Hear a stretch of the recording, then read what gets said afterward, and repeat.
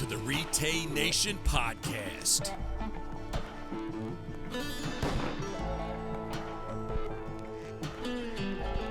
Join along with our team at RETAY as we bring you interviews, stories, and reviews from members of our growing community right to your ears.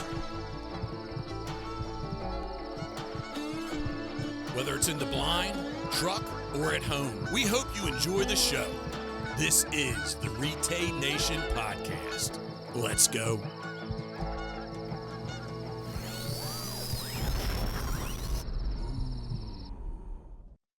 Welcome back to another episode of the RETAY Nation Podcast. This is episode 12. 12? Yeah. Wow. Nice. 12. Yes. Can't believe it, Hunter. Episode 12? 12. Yeah. Do you remember your 12th birthday? Yeah. Yeah, I do. You do? Yep. Wow. I do remember my 12th birthday. Do you remember your 12th birthday? I know I was excited because I was, 1 year away from being a teenager. Yeah. That was it. That was it? You sure there's no other reason? Well, I guess you're a little older. So when I turned 12, that was a big deal. Yeah, you were born the year I graduated from high school.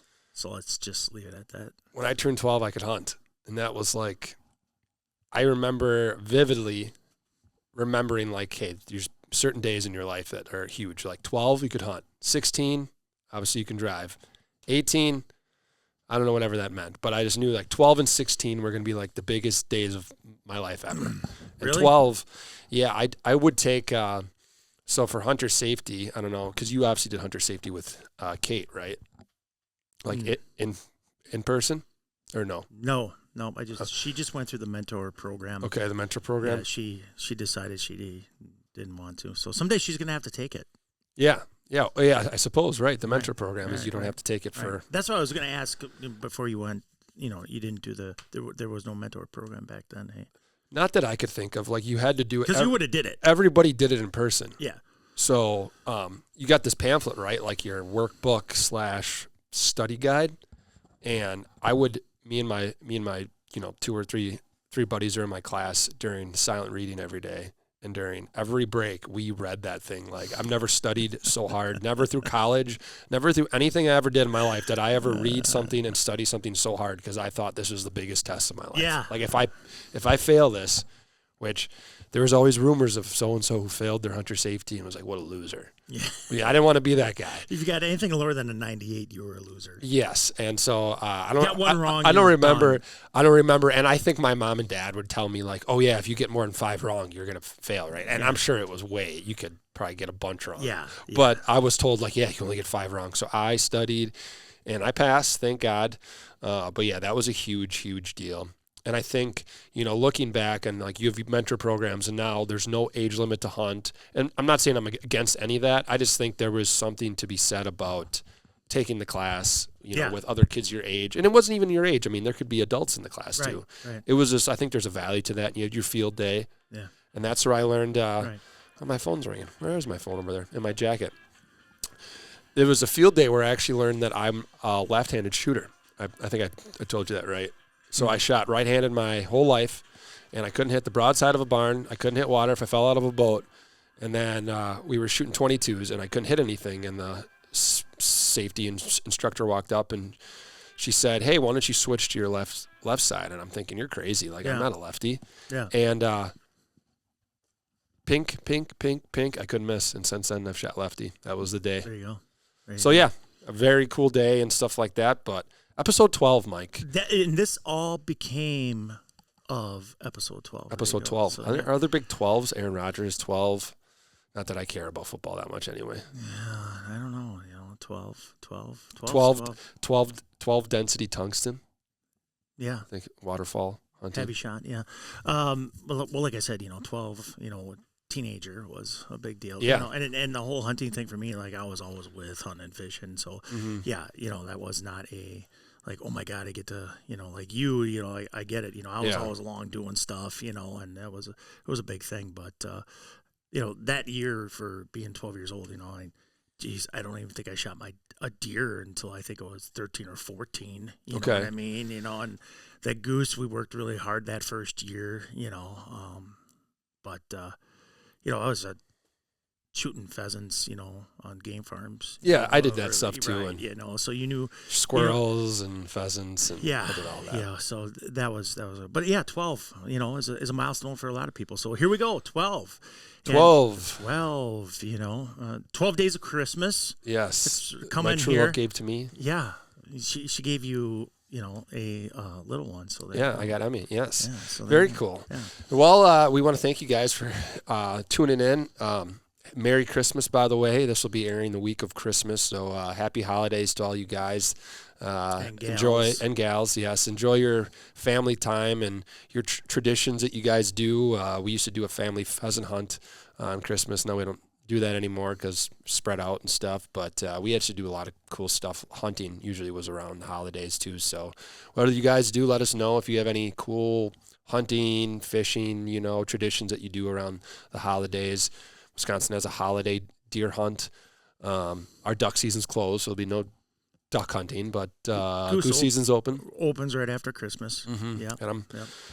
And I would really like to try to get out to one more hunt. Did you do any goose hunting this year besides North Dakota? Oh yeah, we always goose hunt. Yeah. How many hunts did you do this year? I don't count, man. You don't count? You've lost track? Holy man. I just go. You just go. You know what I mean? Like, there's guys that keep track of that stuff. I'm not one of those guys that keep track of it. I used to keep track of the logs, the log book. No, I would keep track of how many hours and days I sat in a tree stand bow hunting because I was so obsessed with it. You know, and I'm like your hunter's arc. I'm way past it. I don't know how many times I've been out goose hunting. So what's the record for, like, do you remember like the most days you sat, hours? I know, but I remember one year, like, I was consistently running over 150 hours a year in the stand, in a bow stand. That's a lot of hours, man. Well, yeah, you know, yeah. That's a lot. That's a lot. That's pretty good. You know what I mean? So it's just, you know, when you have place, you know, in central Wisconsin, and then you have leases, you know, down around here, you know, it's one of those things where it's convenient. You know, so you can run out and sit 3-4 hours, and then you got all day sits, you know, but it's just life changes, things move on. Yeah. But anyways, yeah, so we got some late season honker stuff coming up, and, you know, hopefully I'll get out a few times with that. I got a couple pheasant hunts coming up with some, you know, family members. My cousin's son just graduated from the Marines. Oh, that's cool. So he's home, so we're going to go out and shoot some pheasants with him, and maybe get him out and shoot a deer or two while he's home. So we'll see what's going on. Yeah, with that. pheasant hunting in the snow is always a special thing to me. I always, something about, you know, a rooster flushing out of fresh snow. Yeah, you like that, huh? I do like. You don't like it? You're looking at me like, oh, it's overrated. Well, no, it seems odd that's coming out of your mouth right now. It's just weird that you're saying something like this.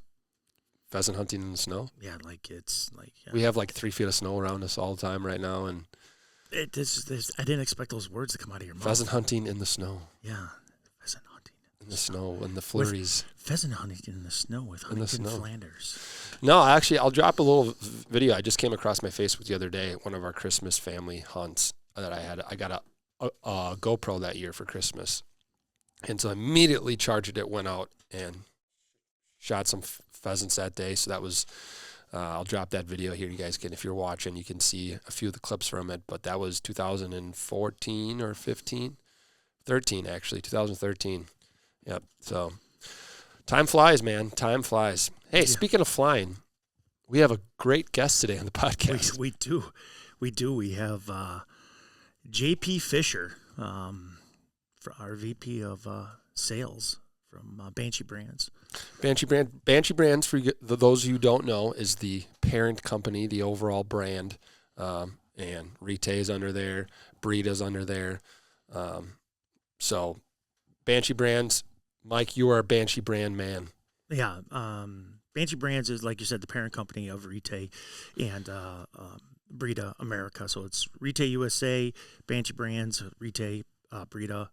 Banshee Brands is the parent company, and JP is the VP of sales, and I'm VP of marketing, and Hunter is our digital marketing manager for RETAY, and he does some Breeda stuff also.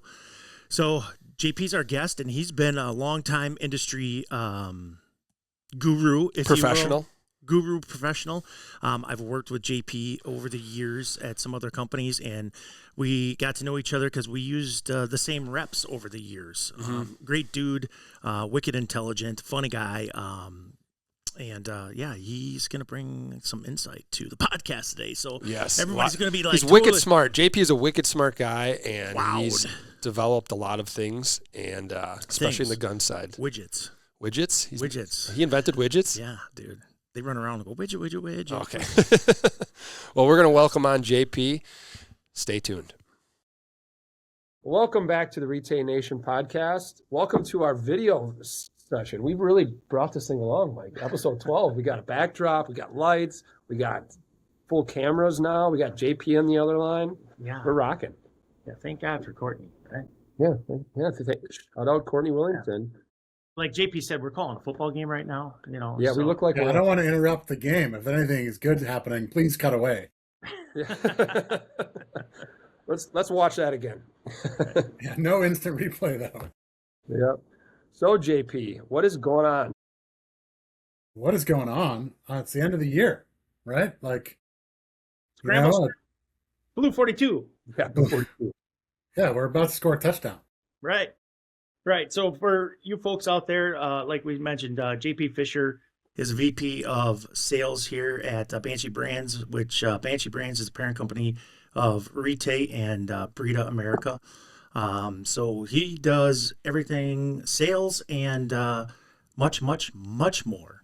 And JP's got an extensive background in our industry for, JP, many years of being in this industry. You don't have to say it like that. It's not many, like, just because I'm a little old doesn't mean you got to say many years. You're not old. Yeah, wait, hold on a second. You are nowhere near old. I'm older than you.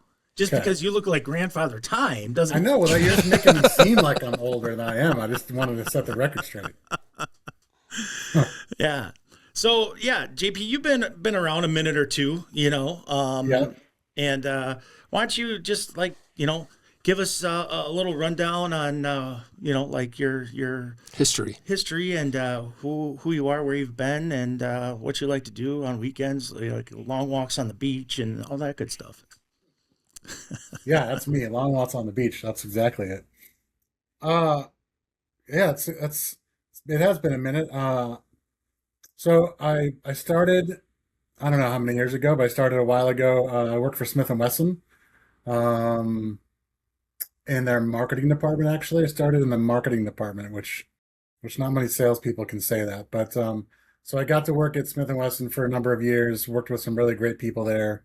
And, they invited me to meetings that I didn't belong in, and I got to sit and learn things that I probably didn't deserve to do. And so it was a really great experience with some really great people and a huge brand. I went to my first NRA show, my first SHOT Show for Smith & Wesson, and such a cool experience. Being in the big blue booth is crazy, especially at a consumer show like NRA. I mean, it was like, I don't know, I've been working there for like 2 weeks, and they're like, hey, why don't you come to NRA with us? And I'm like, sure, what's that? And throw you to the wolves right away. Yeah, and so you stand at the wall of guns, and these people come up to you and ask you all kinds of questions. That there's 50 million types of guns. Who knows the answer to them? Hey, you want to see mine? Yeah. Oh, yeah. How many times someone was like, hey, can I show you my gun? You're like, no. Mm-hmm. Actually, no. You just tell me about it. It's please. Conceal for a reason. We're good. No, not an NRA show. They wanted to show you. Right. So, and it was crazy. Like, it was the craziest experience. People talking about, asking you about what serial number do I have and how old is my gun? Is it an original? This and, and then that was the year we launched, or maybe it was the next year we launched the Shield, which was sort of like a, game-changing concealed carry deal. And that was such a huge thing to be a part of. It was so much fun. And so I fell in love with the industry, right? I mean, right out of the gate, working for a company like that and going to those events and being a part of launches like the Shield and being a part of the M&P, trying to figure out a way to knock Glock off the top of the mountain. It was super fun. And, that just led into my next job, which was, I was a product manager at Benelli USA. So I started off Sort of still on the marketing side, if you want to call it that, doing product work. I ran the Cowboy Action line, the U Birdie line. Not a lot of people know that Benelli USA has a replica Cowboy Action line, U Birdie. But it's all the guns that they used in like all the old school cowboy movies, right? So That's cool. if you think about your favorite movies with Doc Holliday and those guys, they used replica guns, and most likely they were U Birdies. So so that was fun, and I got to learn a lot on the product side and factories, and going to Italy and seeing the getting exposed to sort of the history of gun making in Italy and Gun Valley, in Brescia. And then I moved over to the sales side. So that's sort of where I've been since then. So at Benelli, I did some work with product, and then, realizing that Benelli USA and most importers, they're just sales and marketing arms of the manufacturer that's somewhere else. And in this case, it was Italy. And so I moved over to the sales side to sort of grow my career. And that's when I realized, that's when I figured out what I was good at, right? Like most of the time I was just sort of fake it until you make it, right? Like I never product managed before, and every day, folks, every day, every day, right? Every day. Still doing it. So, Yeah. so Doing I it well. started at sales, and really fell in love with the shotgun side of the Italian shotgun piece, and did that for a long time. And then I just sort of stayed on the sales side, working for some other companies along the way, including like Christensen Arms, and I landed here, and back to the shotgun business that I kind of really, I don't know, really spent the most of my career doing shotguns. And so being back at RETAY and Breda is sort of like coming home a little bit. This is the market that I understand and that I really love, and excited to, do what we're doing here.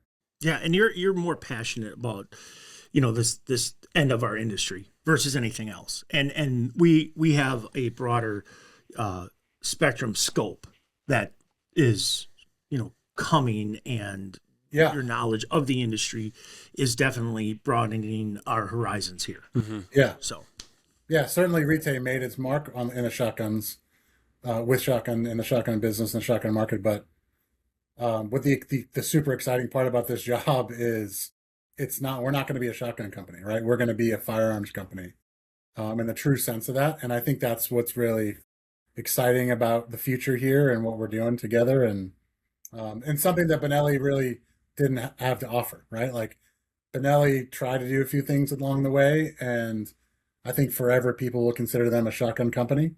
Rightly so. They make the best shotguns in the world until recently. We can talk about that later, but throwing daggers out here. Yeah, why not? What are we here to do? We're not here. right. Duck and Shake weave. things up. Duck and weave. Duck and weave. No, but at the time they made great guns, and they still do make great guns. But they're going to make shotguns, and we're not just going to stop there. We're young enough in the industry that we have the ability to be a little more elastic in our product offering, and that's what we're doing. So that's super fun. That's super cool. I mean, that's like what I love about it is it takes my experience with Smith & Wesson with pistols, and right, Christensen with rifles, and Benelli and Franke and Stoeger with shotguns, and we can maybe we can push them all together into the middle of the table and do one thing together. So yeah, one term I've always loved to use with us working together over the years and knowing each other and everybody that I've worked with is innovate or die. If you're not gonna innovate, you're just DOA, man. Forget it, and that's something that when there was an opportunity for me to come work for this company and work with you again, I'm like, you were like, man, it's like blue sky. That's what we have. Like we can go anywhere. We can do anything. You know what I mean? And I'm like, holy shnikes, man, this is going to be unbelievable. Yeah. It's not even a cliche, really. It's true. No.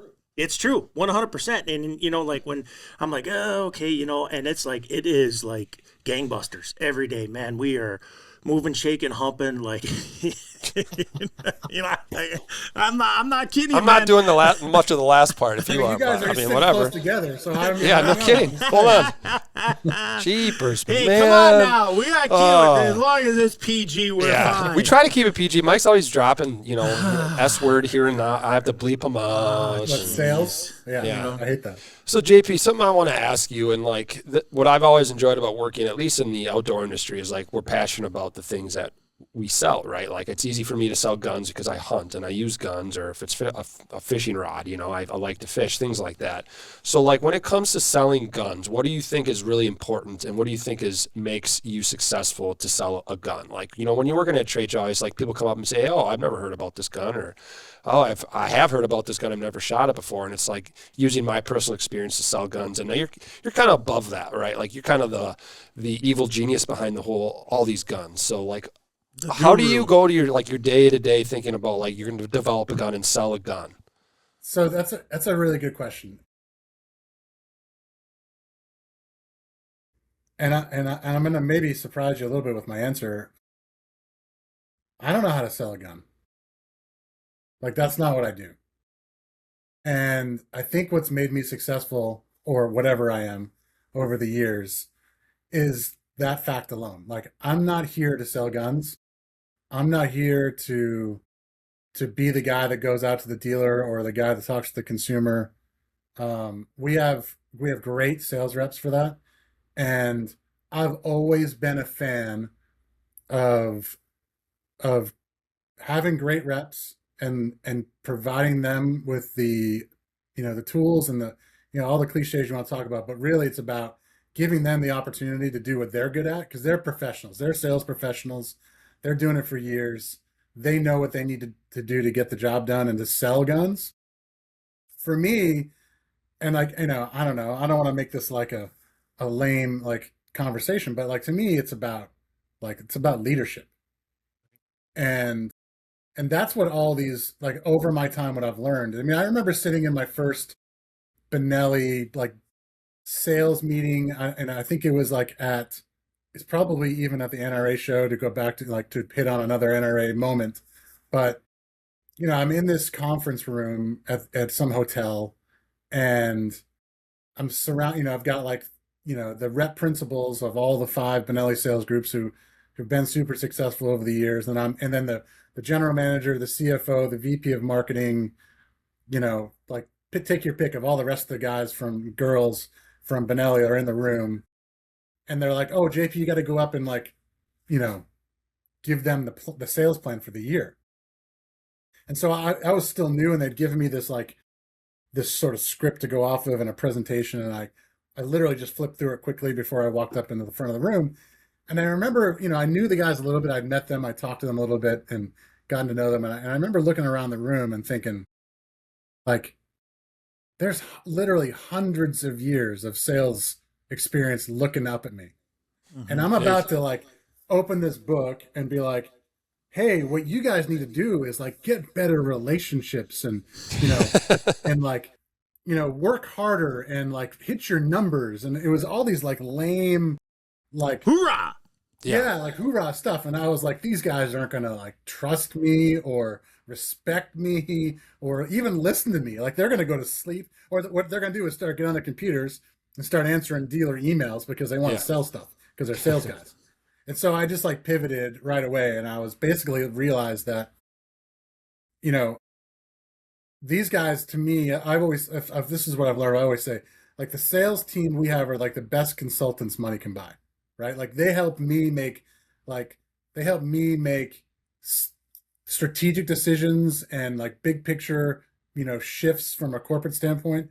And what I do is listen to them and find out what do they need, and and then be very specific about what their goals and measurements are, and then push them out of the nest, let them go. They'll fly, I promise.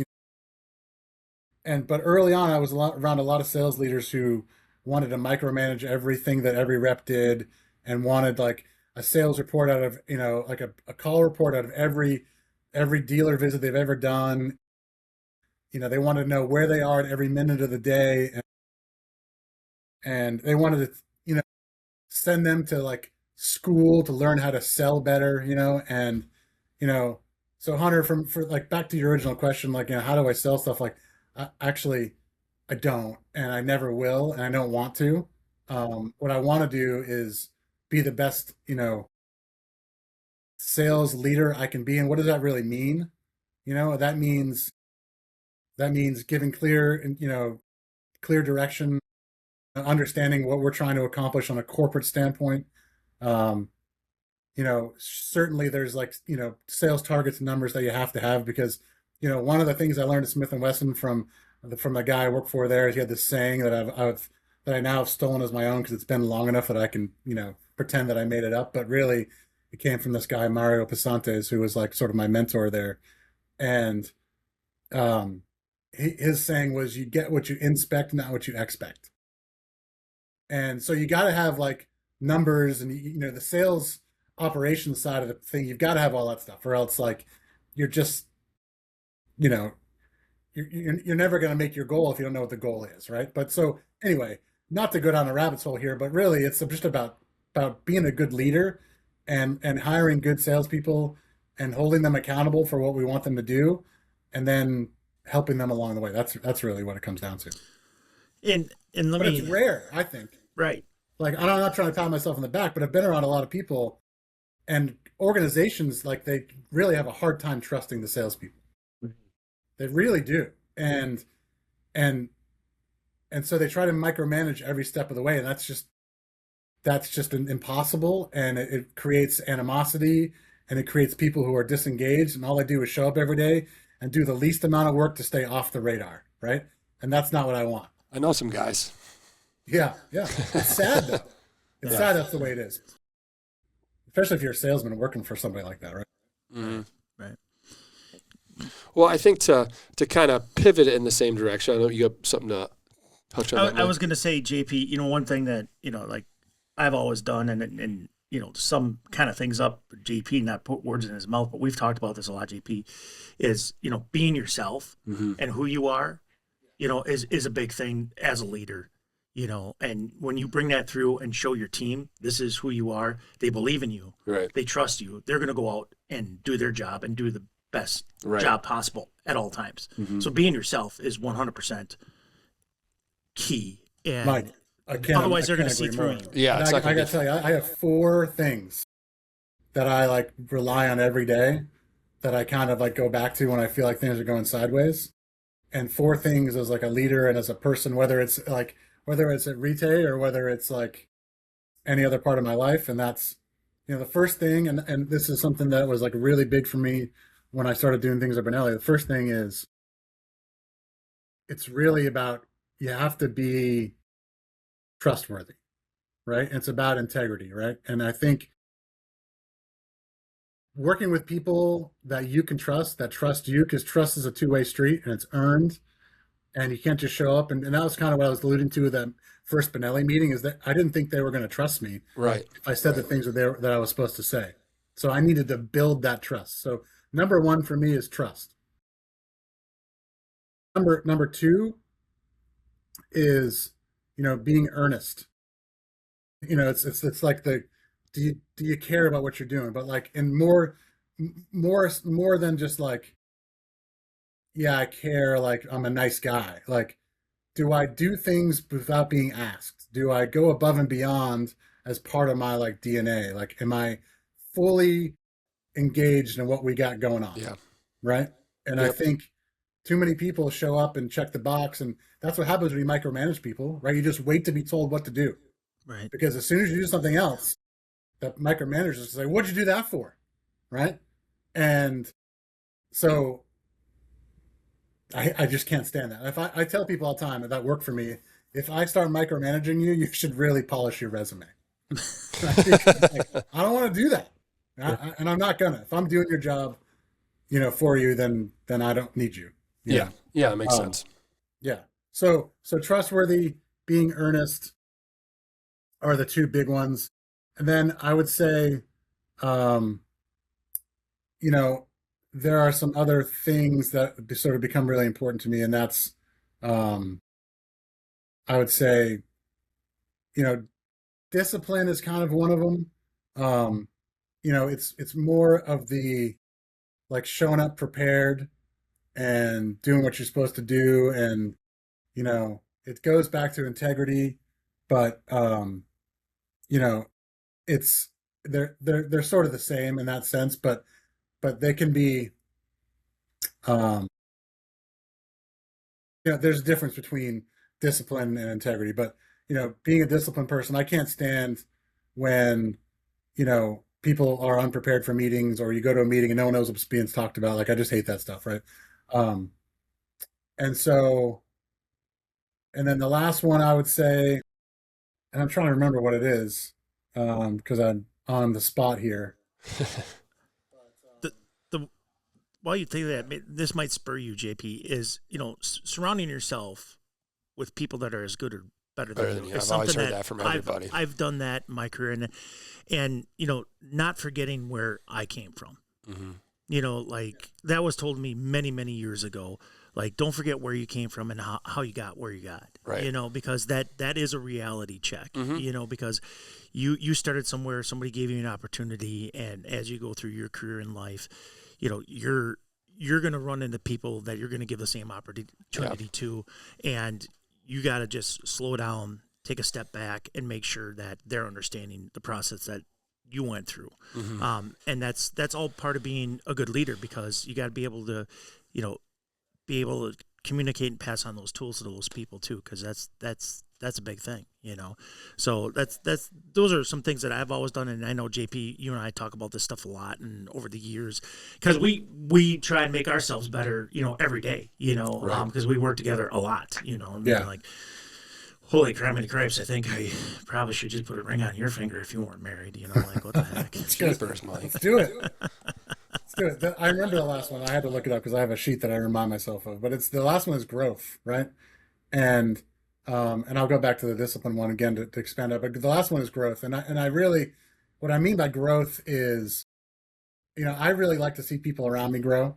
It's not like I'm not. It's not really about me, but what I want to do is have people that work for me, to put them in uncomfortable positions, to support them so they can grow. That's right. And learn and do things.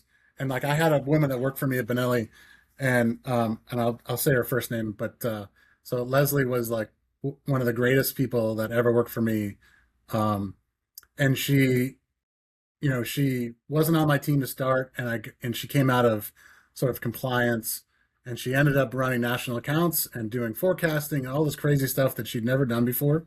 Mm-hmm. And she was afraid. She didn't want to do it. She got super nervous. And I was like, listen, I'm not going to let you fail. I'm not going to let you look stupid, but I believe in you. And I know that you can do this, and I'll teach you how to do the stuff that you need to know, the skills. But, she had that, like, she had that like can-do attitude. Mike, we talk about this all the time. Like, whether it's, going to an account and trying to get product placed, or a new item, or, learning a new skill. Like, if you have the right attitude, it can overcome most obstacles. And she had the best attitude ever. And, a lot of people, thought that she was a little bit prickly at times, but it's really because she was getting stuff done. She loved to be successful. She hated to fail. And anyway, so growth. So she grew. She became, like the greatest national accounts manager. She's got great relationships in the industry. And, she turned into something really quite amazing, and not surprising to me, but surprising to her at times, I think. And that was like one of my biggest, like one of my happiest, fondest moments of Benelli, is like seeing people like her grow into something really great, and working and blossoming into something else, right? Something bigger. So, and then listen, I want to talk about the other one. I was talking about discipline, but what I really mean by the discipline part is responsibility. That's the part of discipline I was talking about. And that's like taking full responsibility of, everything that you do, right? So when things go wrong, like, I don't like to point fingers. I don't say this person's fault or these sales reps or whatever. Like, take full ownership of it, and as a leader, that's your job. Like the buck stops with me. And if someone didn't do something the way I wanted them to, it's probably because I didn't tell them the right way. I didn't give them clear instruction or set expectations. So. Right. But you are not afraid to kind of poke the bear a little bit. And so, we have these meetings and you're like ready to go right after them and call people out on stuff. So I'm going to give you the opportunity now. So if somebody comes up to the booth, and we see this all the time, and we're going to be at SHOT Show and stuff, and it's like, well, this is a knockoff gun. Why should I buy this gun? So if someone walks up to me, walks up to you, walks up to Mike and says, hey, is a knockoff? Yeah, why should I buy this knockoff gun? Because I'm sick of hearing it. I can say that much. Well, there is a point when like the student becomes the teacher, right? And I don't know. I mean, what product is truly 100% unique? Right. Like name one. Like I don't even know. I mean maybe there's some obvious ones, but like you're telling me that like Staccato is a knockoff? Because that's what it is then. Because It's not a Browning, right? You're telling me that, then we should just call Benelli a knockoff of Brita. Right. I mean, like if we want to get down to the like brass tacks of, who invented, what, who owns what, and, we want to go down that road, we can. I worked at both companies, so yeah, here's what I think about people like that though, to be honest. Like haters are going to hate. And if you want to call it a knockoff, go ahead. Like, go buy another inertia. Then go buy a gas gun if you don't want to buy an inertia gun. Like, whatever, to each their own. But I would probably tell them something like, be smart about it, and by say like, oh, grasshopper, the teacher is now, the student is now the teacher. Like these guns are better, and let me show you why. Right. Exactly. And here's the thing, like when it comes to, Hunter, he hears this stuff a lot, and it's just that arc that he's got to get over, you know what I mean? And, become, like you said, I'm the student becomes the teacher. Like right. Exactly. Cause I think, a lot of people who have this preconceived notion on these guns, and, there's a lot of buzz here and there, like, oh yeah, it's just a knockoff. That's because we're taking market share. And people are threatened, and this is what they do when they're threatened. They spew things and they say things, and that's how they defend themselves. It was funny. When you look at facts, yes, and what really matters, they have which is what I love to do, which is give them the facts. Here it is. And that's what we do. Yeah. And that's how we stand. And that's how we play our game. It was funny at the Wisconsin Waterfowl Expo. There's this father and son walking by in between the booths, and there's all the other gun manufacturers there. And the son was probably 12 years old. He was looking at her guns, and the dad grabbed him like this and said, "Hey, we don't look at anything that doesn't have a gold trigger on it." And like grabbed him and pulled him away. And I was like, "Jeepers, man!" He was dead serious too. Like he was mad about it. Yeah. That's weird.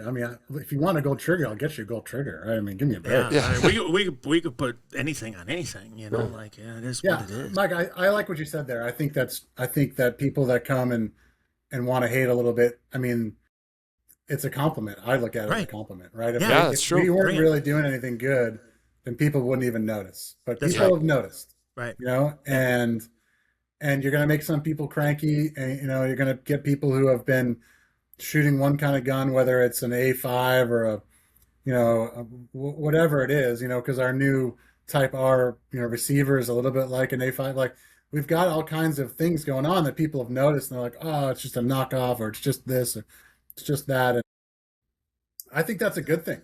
I think people are noticing, right? And then when they start to compare you to the legacy brands that have been out there, and they say, oh, you guys are just knocking off a Benelli, or you guys are just knocking off a Browning, like. Well, RETAY's 7 years old. Yeah. Yeah. That's true. Look at what we've done. And, I wasn't here for 7 years, but look what's happened in 7 years with RETAY. That people are now getting mad at us and now getting a little hot in the seat a little bit, depending on where you work, about what are these guys doing and why are they making so much noise? And they're taking market share, and, and to your point about the facts, everything's relative, but our guns are great. And if you want to spend $3,000 on a shotgun, like, have at it, Haas. Like, that's great. Yeah. You want to spend $1,000 on a gun, that's excellent, that has great fit and finish, that will function, that has all kinds of features that you can't find in other brands, like our drill barrels. Then, like, let's talk, and like, and we think we have a product for you, right? Like, that's our thing. Like, Right. I think I've got a product for everybody.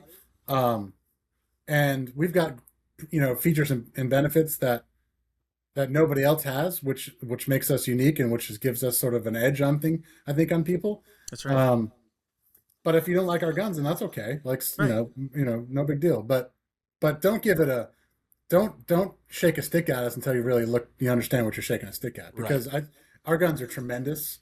And, the more I learn about them when I first started working here, and the more I understood what was going on, the more I understood, the engineering and the theory behind what we're doing, the more and more I loved them. And at the end of the day, they perform. We've done independent testing For sure. For sure. I'm getting a lot of buzz back of guys shooting guns from a -10 shotgun right standpoint. You can rely on RETAY to do what it needs to do every single time. Hands down. Yep. Hands down. And you kind of hit the nail on the head there. Like, it performs. Our defective and warranty rate is probably one of the lowest, I'm going to say, in the industry, year over year. That's why we went through a lifetime warranty. Yes, right. Right. Because at some point we were like, we should get credit for this. Right. And we had like a limited warranty, like a 5-year or 7-year or whatever it was.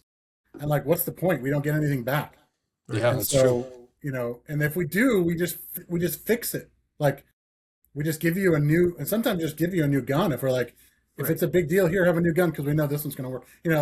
But the numbers are so low that we just might as well take credit for having, quality, reliable guns. And you kind of touched on something there, and I'm going to call you out on this one here and kind of put you on the spot. But, like I mentioned earlier in the podcast, you and I work together, tremendously here at RETAY and Brita. You came up with something this year, and we use it internally quite often, but we have a mantra. And you mentioned it. You started I think you were going to go down that road there. You said make noise, and I thought you were going to go there. But, what is this mantra, JP? And maybe you can just touch on it a little bit if you want to share it at all. If not, we can just leave this carrot dangle. If not, we can just cut it right out of the podcast, because we can do that kind of stuff. So, well, we have this sort of internal thing, like, make noise, like take ground, make noise kind of thing.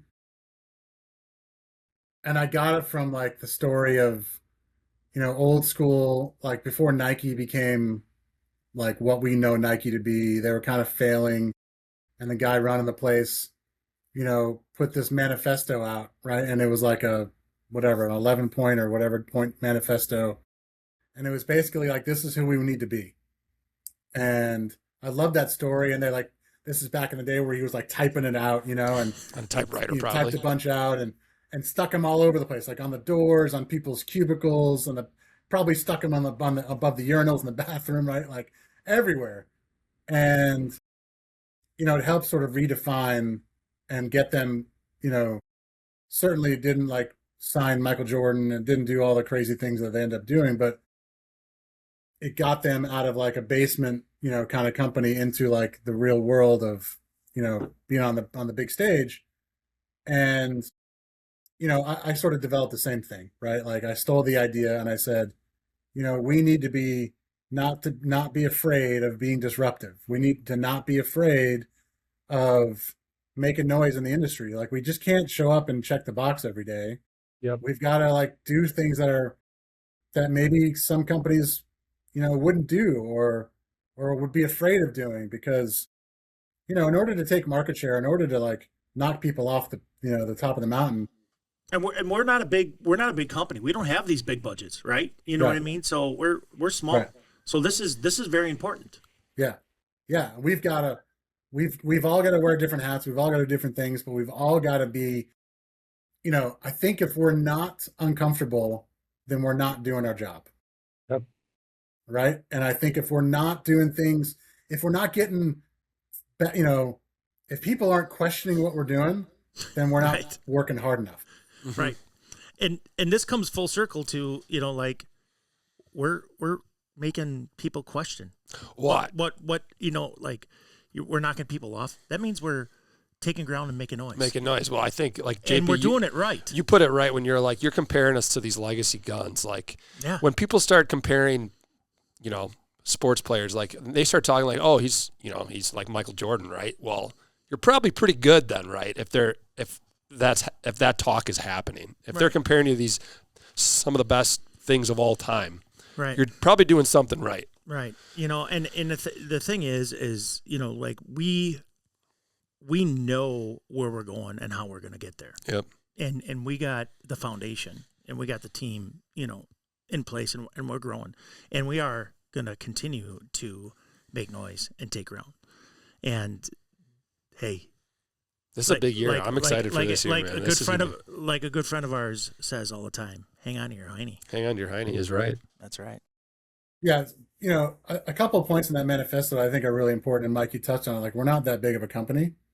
And so like one of the points on that is, and we hear this all the time in different places, and maybe it was on the original Nike one, but and it was, I think, so I stole it, but I'm happy to say, I'm happy for it because no one else is coming. Right. Like no one else is like, if you're like, oh, gee, I got to figure out how to do this dealer workbook, and well, you got to do it because no one else is going to do it, or we got to figure out, we got to sell a bunch, our, Ace 20 gauge, sales, whatever. Like we don't have enough inventory to support sales, so I can't just sit around and wait for inventory. We got to go get it. We got to go order it. We got to go do it. We got to talk to the factory, and I'm not going to wait for someone else to go do it. Right? Like no one else is coming. We got to, we're a small company. We got to do more than just, what I was talking about before, like this, sort of theoretical sales leadership. Like I'm just gonna mind the herd, right? Like that's not. It's more than that. It's like, we need new products. Like, well, who's going to design them? Okay, well, no one. I will. The trigger on a gun needs to get improved. So who's going to improve it? Nobody. I will. Right. That's the attitude we all have to take. Like, who's going to do it? Like, I will. Yep. Mike, you do the same thing. Hunter, the same thing. And that's where this, my four pieces, my four, personal deals, taking responsibility of everything. I'm not going to just assume someone else is going to do something. And if someone else is going to do it, and then we argue about who gets to do it, then great. That's a good problem to have. But we can't wait around because we're not big enough. The other thing I wanted to talk about in the mantra, which I think is really important, and we've only been here for 7 years or so. And, one of the points on this mantra is, we weren't given a legacy, so we're going to build it. That's right. Right. And there are, we used to talk about the big Bs in the shotgun industry, right? Like Benelli, Beretta, Browning. And if it wasn't a big B, no one cared. And that's the legacy. And, we talk about it when we were at Benelli and we're talking about trying to figure out how to do pump guns. And it's like, well, we aren't a legacy pump, like Remington, right? Mossberg, like legacy pump guns. Legacy brands, have an advantage because they have that sort of unaided awareness. Consumers recognize them. They trust them because they've been around for 50, 70, 100 years, whatever it is. Well, we weren't given that. So we got to go build it, right? So, even though some people were given a century of a head start, we can still be great and we can still do great things and we can still listen to the market and listen to consumers and make products that people want for prices that people can afford. And we can slowly but surely claw and scratch and get our way up, up the mountain and be something, create our own legacy, which is what we're doing. And, we have a product, we've got a product portfolio right now that, I think has all of that potential, right? Like our shotguns, like the Ace should be a market breaking gun. Like our Gordian almost as to a legacy point. It's only like 5 years old or whatever. It feels like it's been around for 25 years. It's such a great gun. It's so reliable. People get in their hands, they fall in love with it right away. It sort of crosses over, I think, and competes with guns that have been around forever, and it's better than those guns, right? So like we've got products and we've got, a name that's sort of developing, but we're going to make this legacy and we're going to build it, and it's super fun doing this because we've got really, powerful and cool things to stand on right now. Like two great platforms in the Ace and the Gordian that are just like scratching the surface on what they could be. Right. Yeah. And, like we've talked about, like the Gordian is a workhorse. It's been in the line for, 5 years. And we had a meeting yesterday, you and I, and we haven't even, like you said, scratched the surface on this thing. Like it hasn't even done anything in the marketplace. And now what we're looking forward to doing with it is like going to be light years, man. It's going to be on fire. And it's done very well. Like, let's not be mistaken. Like, it's done really well. People love the gun, but like, dude, it should be big, and it will be, right? It will be. Yeah. Yep. Yeah. So JP, just going to derail for a minute, take the train off the tracks. So what's going on for the holidays, man? Like big festivities, like Hanukkah. Yeah, what are you making? Are you the chef or somebody else take the lead on that? Are you deep frying a turkey? Yeah, like you doing baked your own ham. Like, is your chef buddy coming over? Beef tenderloin. Be like doing this, like like the Swedish chef in the kitchen. Like, what's up? He literally was just here. And, really? Yeah, and I probably gained 10 pounds. That's the problem when like a Michelin star quality chef. They show up and they make all this stuff and you eat it all. And so what do y'all make? You're like fill us in here, dude. Like you're gonna make Hunter really hungry. What was the best thing? Yeah, best thing. Well, the best thing, and this is the first time I've ever done it, but we made a full on, like, we call it like New York barbecue. So we made a full on pastrami, like Katz's Deli in New York. So you have to like get a brisket, and then you got to cure it. And we didn't do the whole corned beef. We didn't like do the whole 7-day brine, but we did a quick, we just did a quick like 24, 36 hour cure. And then we smoked it, and you smoke. And I've made tons of briskets, like regular, like Texas style briskets, but I've never made a pastrami. So you smoke it, but you only smoked like 165. And then you take it off the smoker, cool it, and then you steam it the rest of the way up to 203 or whatever your magic number is. And so it creates this like really like moist and like different consistency than your regular brisket, right? It doesn't like slice, like it's almost, it's just so much, I don't know. Tender? It's so much more tender and almost malleable. So anyway, that's super cool. Like the cure like gets through the meat and it turns it like that bright red color that you think a pastrami is. Yeah. And then you've got this great rub on it with all these cool spices and like coriander and all, whatever. And it smells amazing, and it's sitting in the smoker, and then it's in the oven. We created like a little, like, I don't even know. Like we figured out a way to make it, to steam it ourselves. And the house smells ridiculous. It smells like, a Jewish deli, right? It's amazing. And then I went to a bakery near my house. It's like a German bakery, and got like fresh loaves of seeded rye bread, and then really, really good spicy mustard. And then you just slice the bread up, get that pastrami out, let it sit down, let it come back, sit down a little bit and cool down a little bit, and then it's just mustard, pastrami, and rye bread, and that's the name of the game. You made the best sandwiches of all time, you're saying. And it was the best pastrami I'd ever had in my life. And I'm not even like exaggerating. It was ridiculous. Like I was excited. You're right, Mike. You made me hungry. For leftovers. Like the next day, I'm like, oh, what am I going to have for a sandwich? I'm going to have pastrami. It was That's amazing. Awesome. So holidays, like I may do that again because it was so ridiculously good that I may try that one more time and see if I can replicate it. That sounds good. I know. I'm hosting this year, so I got to figure out something to make besides a ham or a turkey. So I'm trying to think of other ideas. Pastrami? I wish I had a recipe. Well, didn't we just post one in the newsletter or something? Yeah, like that? but that's not your recipe. Yeah, you can't. I mean, I know a guy. Well, at least somebody who I work for will share a recipe he's with a me. Michelin chef. Like, this guy's gonna be better than me, so he can help you out. This is so lowbrow for him. Like this is like, oh, you want to make a pastrami? Like, whatever. Easy. Pastrami's easy. I'm like, dude, seems hard to me, but Sounds like a lot of steps. I'm gonna have to start this afternoon on this, but have it for the holidays. well, yeah, you do have to start in advance. That's the only downside of like curing a meat and then smoking it and then cooling it. It's a multi-day process. Yeah.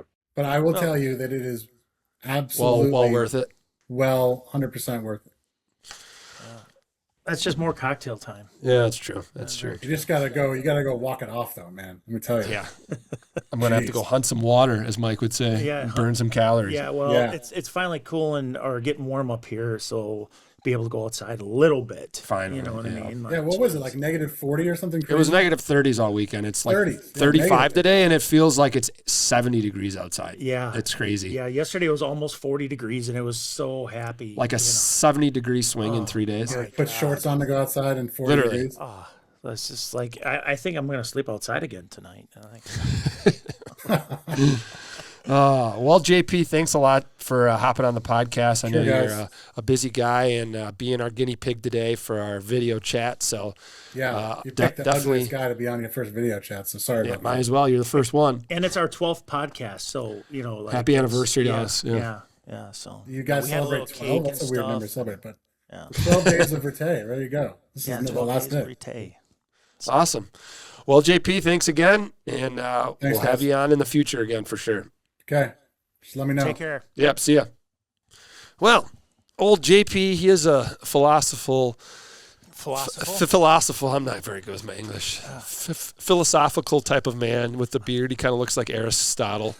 You know, he's talking about these leadership things, and it's all it's all really, really great stuff. And I think just to give the listeners a taste of like where the company is heading, JP is one of the leaders. Killers. So one of the killers, one of the leaders. Pillars.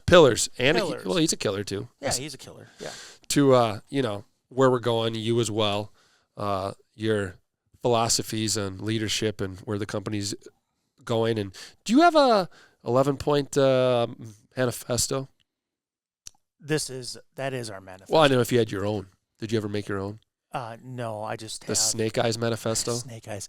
No, I just have, a couple bullet points that are, or things that I always try and strive by, and, like JP does. So, Yeah. Like I said, on the call, I, try and forget, where I came from and how I got here. Mm-hmm. Surround myself with people as good or better than me. Try and be, like, the best leader you can be, because, like, you're around leadership and you're like, yeah, I don't want to be like that guy, because I've had a lot of that guy in my career. Yep. You know what I mean? And and just get stuff done. You know what I mean? Like, JP and I are on a lot of the same page, and that's why we work so well together. Mm-hmm. Is because we have a lot of the same, beliefs, and we agree to disagree, but it's always in a, very, intelligent, like Positive, like smooth manner, like conversation, talking. I don't think we've ever gotten in a heated conversation, raised voices. It's been matter of fact once in a while. Yeah. Sometimes you have to be. But it's never been, he's an awesome dude to work with. Yeah. And for that, everybody at the mothership is good to work with. That's above our head. Like everybody's great. And being around this industry as long as I've had some really, really great leaders. And I can definitely say, the guys, here are, freaking great, man. Freaking great. Freaking great. I'm proud of you. Didn't swear. I'm working on it, man. Yeah. I'm working on it. Well, for everybody out there, we, like you said on the last podcast, bunch of new products coming. And, at this time when this podcast launches, we're like a couple weeks away from really opening the cat out of the bag. Head over to our YouTube channel for those who are watching or listening, because we're going to be, unboxing a bunch of new stuff. Once again, more tip videos, assembly, disassembly, little things on how to fix your gun. Like for those of you out there, one of the videos is how to tighten your charging handle on your gun. Sometimes you're out hunting. We've had, people lose your charging handle or it's loose. Well, there's a video on a YouTube page on how there's a set screw in the front of your bolt carrier. You tighten that up. Tighten your charging handle up. Yeah, so when you put your charging handle in, you should tighten it up right away so it doesn't fall out.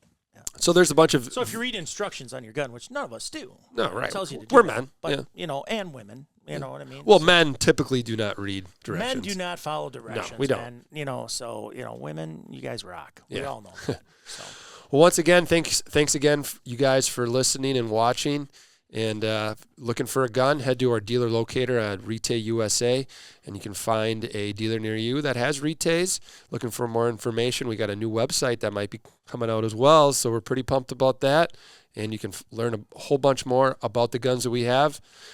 Thanks again for listening, and we'll see you next time.